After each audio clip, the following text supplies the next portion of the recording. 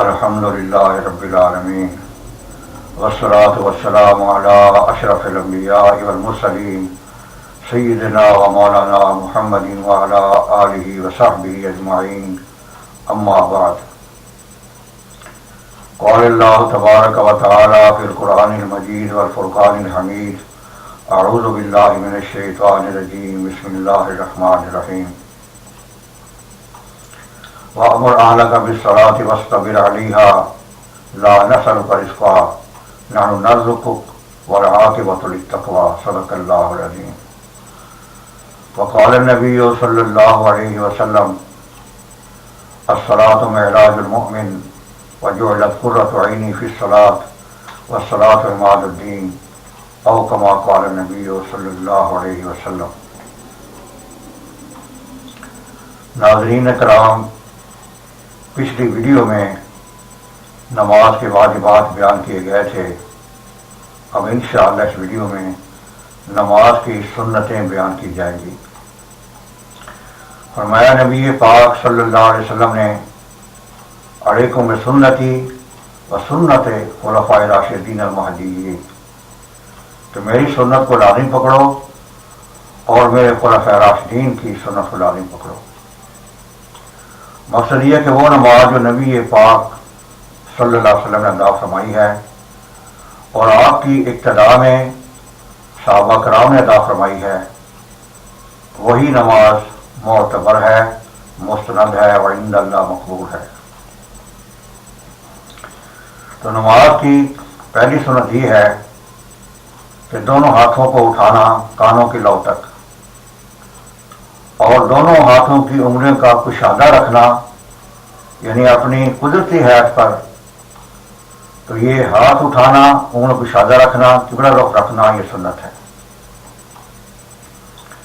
دوسری سنت یہ ہے کہ دونوں ہاتھوں کو ناف کے نیچے باندھنا۔ اس کی دلیل یہ ہے کہ حضرت علی کرم اللہ وجہہ سے روایت ہے، آپ نے ارشاد فرمایا: ان من السنت وضع الکف علی الکف تحت السرہ۔ آپ نے فرمایا کہ سنت میں یہ بات ہے کہ ایک ہتھیلی کو دوسری ہتھیلی پر رکھنا اور ناف کے نیچے ہاتھ باندھنا نماز میں، یہ سنت، ان من السنت۔ اسی طرح کے الفاظ کچھ تغییر تبدل کے علاوہ حضرت ابو ہریرہ سے مروی ہیں، آپ نے ارشاد فرمایا، الفاظ اور تبدیل ہے، مفہوم ایک ہی ہے۔ آپ نے ارشاد فرمایا کہ سنت میں سے یہ ہے کہ ایک ہتھیلی کو دوسری پر رکھنا اور ناف کے نیچے ہاتھ باندھنا سنت ہے، یہ دلیل ہے۔ اور ہاتھ اس طرح باندھے جائیں گے کہ یہ تین انگلیاں جو ہے یہ کلائی پر آ جائیں گی اور دونوں ہاتھوں سے یہ ہلکا بنا کر یوں باندھ دیا جائے گا۔ اور خواتین کا سینے پر ہاتھ باندھنا اس لیے مصنوع قرار دیا گیا کہ اس میں سطر زیادہ ہے اور شیدگی زیادہ ہے اور ان کے لیے بہتر ہے۔ اس کے بعد سبحانک اللہ پڑھنا، سبحانک اللہ و بحمدک و تبارک اسمک و تعالی جدک لا الہ غیرک، وارث و جل ثناؤک کا بھی اضافہ کرتے ہیں، تو یہ سنت ہے۔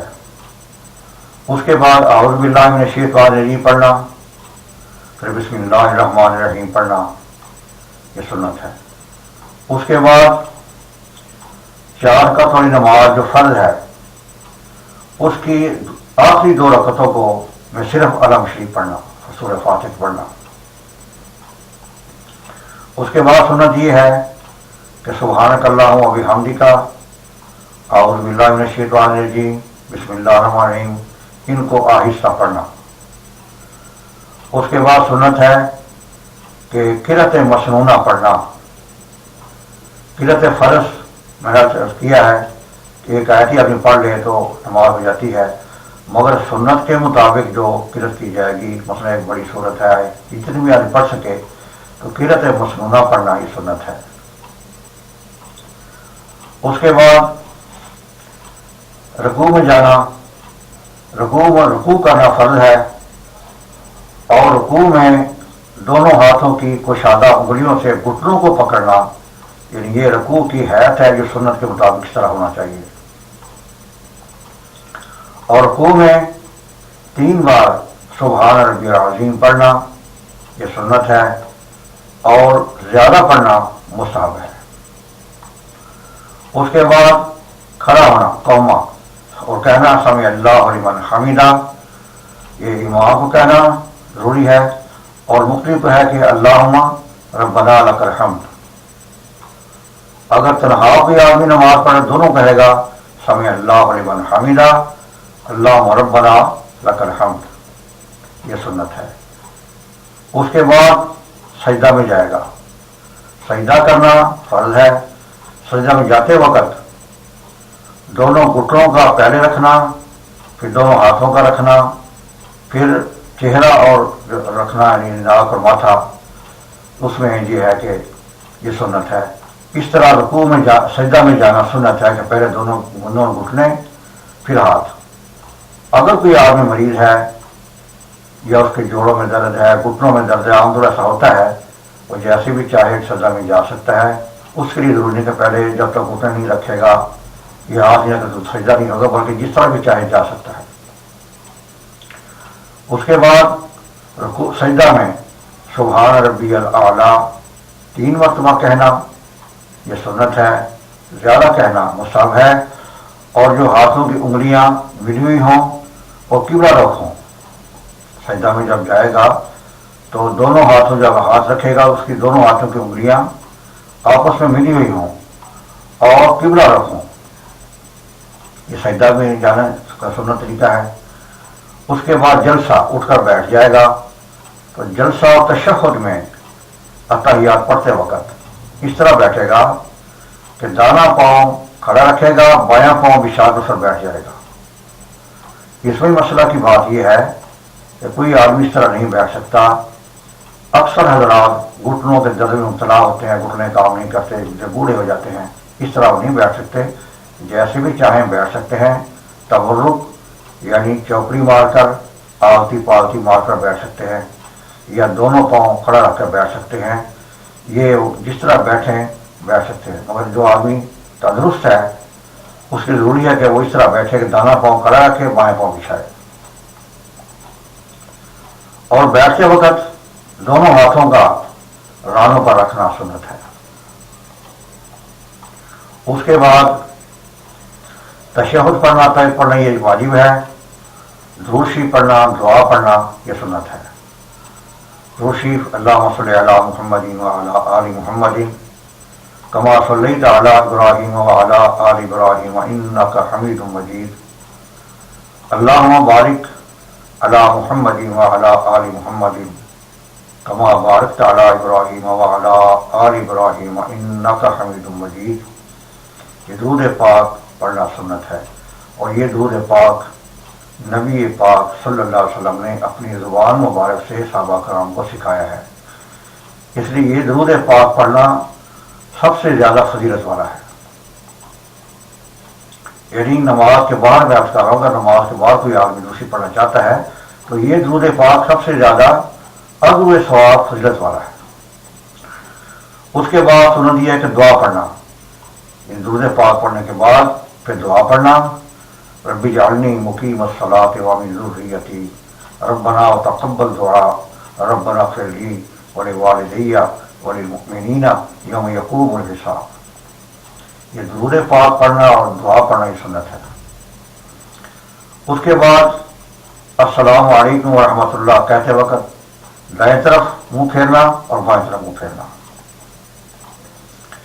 اور جب وہ کہے گا السلام علیکم ورحمۃ اللہ، نیت یہ کرے گا کہ دائیں طرف میری دائیں طرف جتنے بھی آدمی اور فرشتے ہیں ان پر سلامتی ہو، یعنی کم یہ جمع کا صیغہ السلام علیکم، تم پر سب پر سلامتی ہو، جتنے بھی ادھر آدمی بیٹھے ہیں دائیں طرف یا فرشتے، اسی طرح بائیں طرف بھی جتنے فرشتے اور آدمی ان پر سلامتی کی نیت ہو۔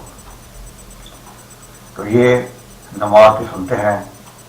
اللہ تعالیٰ سے دعا ہے مجھے اور آپ کو ان پر عمل کرنے کی توفیق عطا فرمائے، نماز سنت کے مطابق پڑھنے کی توفیق عطا فرمائے، خاتمہ ایمان پر فرمائے، وما علینا الا البلاغ المبین۔ ناظرین کرام السلام علیکم ورحمۃ اللہ۔ ابھی جو نماز کی سنتیں بیان کی گئی ہیں، اس میں 3 سنتیں بھول سے رہ گئی ہیں، مناسب معلوم ہوتا ہے انہیں بیان کر دیا جائے تاکہ نماز کی سنتیں مکمل ہو جائے۔ پہلی سنت جو رہ گئی ہے وہ یہ ہے کہ تکبیرات انتقالی کہنا، یعنی ایک رکن سے دوسرے رکن میں جاتے وقت تکبیر کہی جاتی ہے اللہ اکبر، انہیں تکبیرات انتقالی کہا جاتا ہے۔ یعنی آدمی قوما سے قیام سے رکوع میں گیا تو کہے گا اللہ اکبر، رکوع سے کھڑا ہوا اس کے بعد ایک سجدہ کیا دوسرا سجدہ کیا اللہ اکبر، یہ تکبیرات انتقالی ہیں۔ امام کے لیے ضروری ہے کہ یہ تکبیرات انتقالی، تکبیر تحریمہ فرض جو میں پہلے کیا فرائض میں، اب یہ تکبیرات انتقالی یعنی ایک رکن سے دوسرے رکن میں منتقل ہونے کو تکبیرات کہی جاتی ہے اللہ اکبر، یہ تکبیرات انتقالی ہیں۔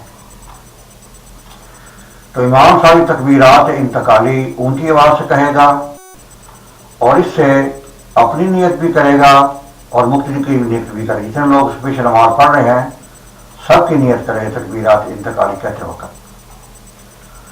اور دوسری سنت جو رہ گئی ہے وہ یہ ہے کہ آمین کہنا، جب امام سورہ فاتحہ پڑھ لیتا ہے اور موضوع علیہ والضالین تو مقتدی کہے آمین۔